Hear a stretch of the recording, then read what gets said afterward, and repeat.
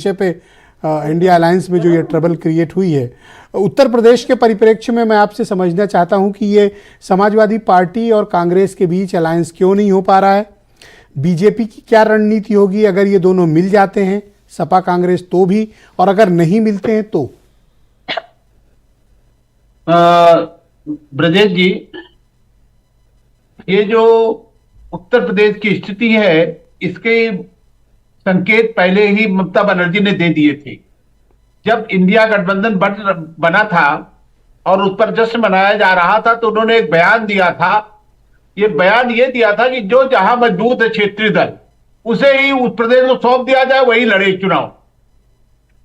और इसके बाद तमाम बातें कही गई कि साहब नहीं सब गठबंधन हो जाएगा। वास्तव में ये संदेश और संकेत पहले ममता बनर्जी ने दिया था और हालत ये हो गई है कि वो जो अखिलेश जी हैं और केजरीवाल हैं जी, ये सारे लोग उनके साथ खड़े हैं और उनके जो रणनीति है उसी के अनुसार चल रहे हैं। अब पश्चिम बंगाल जो है पहला राज्य है, जैसे वकार साहब ने कहा, वकार साहब ने बिल्कुल बहुत सही विश्लेषण किया है इसका कि वो पहला राज्य है जहां पर उन्होंने शुरुआत की है।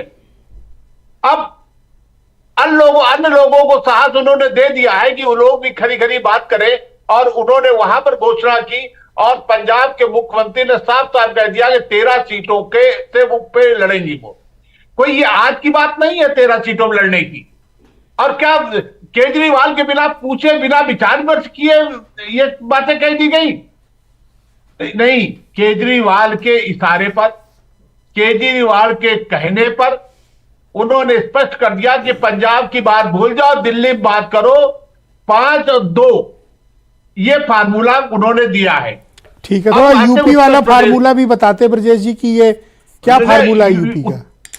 उत्तर प्रदेश में उनको जो देना था 7 सीटें उन्होंने दे दिया। मैं आपके यहां पहले मैंने कहा था कि अखिलेश जी के लिए सबसे बड़ा महत्वपूर्ण जो पार्टी है वो आरएलडी है, कांग्रेस से कहीं ज्यादा महत्वपूर्ण। और उन्होंने उनको बुलाया और 7 सीटें दी थी। जब 7 सीटें छोटी नहीं होती, आपने उस सीटों का नाम भी बता दिया, 4 गोल्ड सीटें हैं सब जी। वहां पर उन्होंने दे दी। अब कांग्रेस के लिए एक विकल्प खुला है। विकल्प ये खुला है कि अमेठी और रायबरेली में चुनाव में नहीं खड़े होंगे, उनके लिए बाकायदे मेहनत करेंगे, उनको सीट दे देंगे। उसके बाद ये कांग्रेस वाले ये कहेंगे कि साहब ये तो कोई बात नहीं हुई, इससे गठबंधन टूटेगा, तो मीठी मीठी बातें भी कहेंगी और इंडिया गठबंधन की कस्में भी खाई जाएंगी। फिर गाजियाबाद जैसे है सीट, कानपुर सीट है, बनारस सीट है। ब्रजेश जी, कोई दुश्मनी है कांग्रेस से?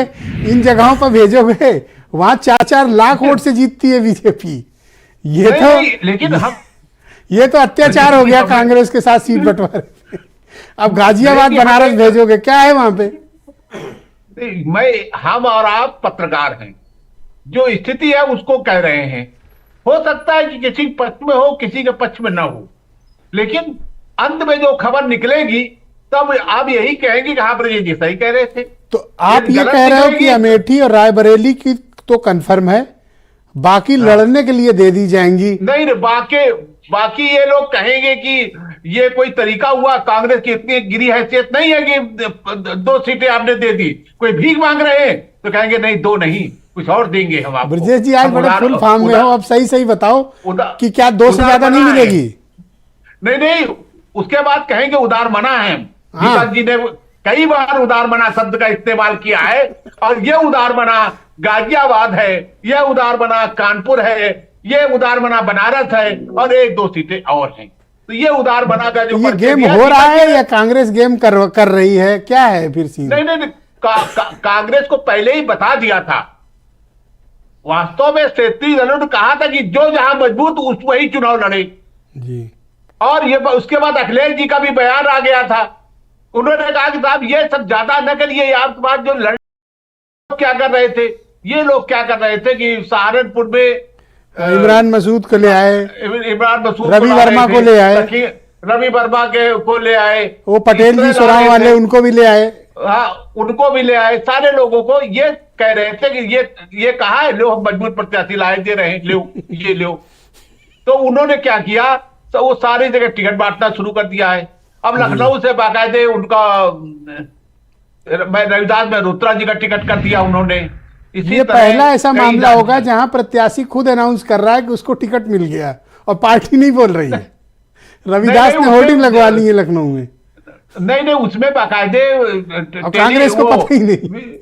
नहीं वो बाकायदे उसमें जो मोबाइल में मैसेज आ रहे हैं, हाँ। मैसेज उसमें संकेत आ रहे हैं रविदास जी की आवाज से कि मैं रविदास मल्होत्रा। अरे वो ऑटो बच्ची कॉलर से गठबंधन फोन आज मैं- मुझे भी 2-3 आए और उन्होंने खुद को हाँ। अनाउंस किया कि वो प्रत्याशी हैं ऑटो नहीं, कॉलर उन्होंने वाले। कहा कि मैं उसका प्रत्याशी हूं हाँ। और आप लोग मुझे सहयोग दीजिए, मुझे भारी मतों से विजयी बनाइए, हमने भी लखनऊ का विकास किया है। ये सारी बातें उन्होंने कही है। वो इसका मतलब प्रत्याशी है। और कोई कई बार का मंत्री विधायक रहा हो, मंत्री रहा हो, तो उसकी बात पर अविश्वास कैसे कर ले? हम तो जी नहीं ठीक है, करेंगे। बीरेन जी हम भी तो हमारे कहेंगे। साथ आ गए हैं ब्रजेश जी इस डिबेट में। बीरेन जी, आज